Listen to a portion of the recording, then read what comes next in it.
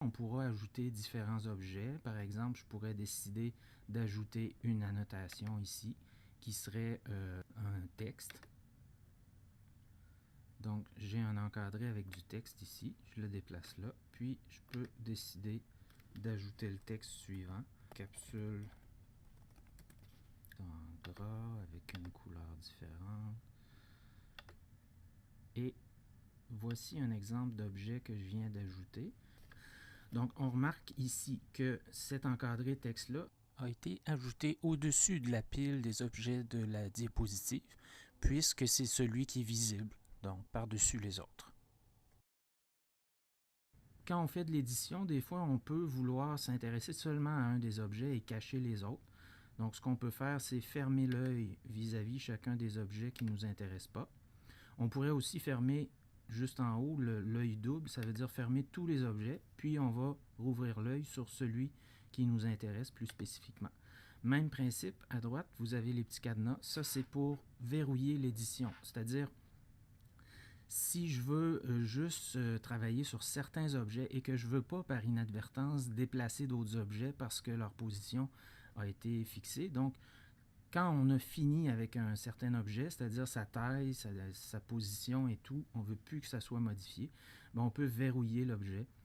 Comme ça, si je verrouille la légende ici, c'est-à-dire ça fait en sorte que je ne peux plus la sélectionner avec la souris. Il devient comme gelé à l'intérieur de ma diapositive. Et dès que je veux retourner modifier quelque chose, bien là, je peux déverrouiller le petit cadenas. On a ajouté un objet texte. Maintenant, je pourrais décider soit de le déplacer en cliquant sur le cadre de l'objet. Je peux le déplacer à la main. Mais si je veux des réglages plus précis pour bien aligner, par exemple, un texte qui apparaîtrait sur plusieurs diapositives pour qu'il soit toujours au même endroit, je peux aller dans le dernier encadré à droite qui est l'ensemble des propriétés des objets. Donc, dès qu'on sélectionne un objet, soit dans le canevas ou dans la liste des objets dans la zone de chronologie, ici s'affiche l'ensemble de ses propriétés. On a le nom de l'objet, le son associé. Si vous développez la propriété position, ben c'est là que je pourrais aller à la main, décider des coordonnées d'emplacement sur l'écran. Donc, je pourrais ici dire ben, c'est 678 et il se déplace automatiquement.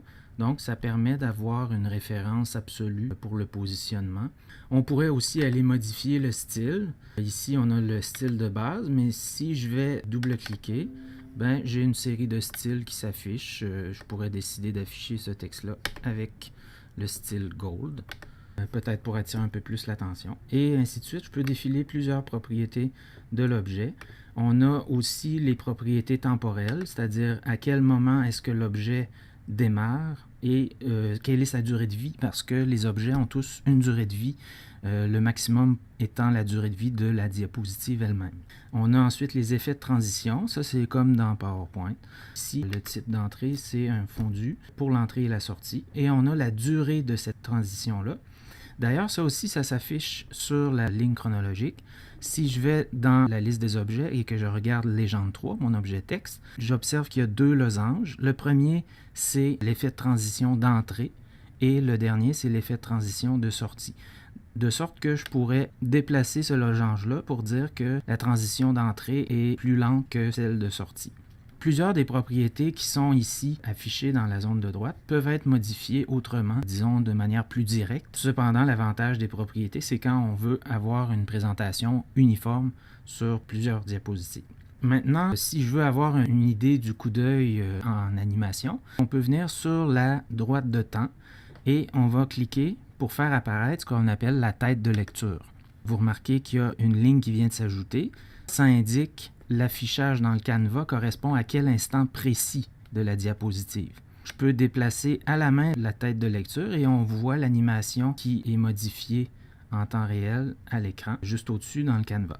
Si je veux avoir le défilement comme une animation, je peux appuyer sur le bouton de lecture ici, qui va faire jouer la diapositive en ajoutant le son.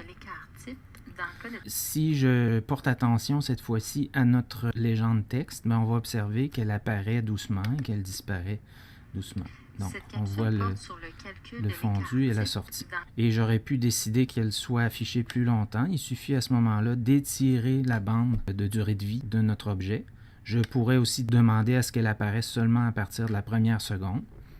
Et on peut retourner voir dans l'animation qu'est-ce que ça fait. Cette capsule porte sur le calcul de l'écart type de données groupées.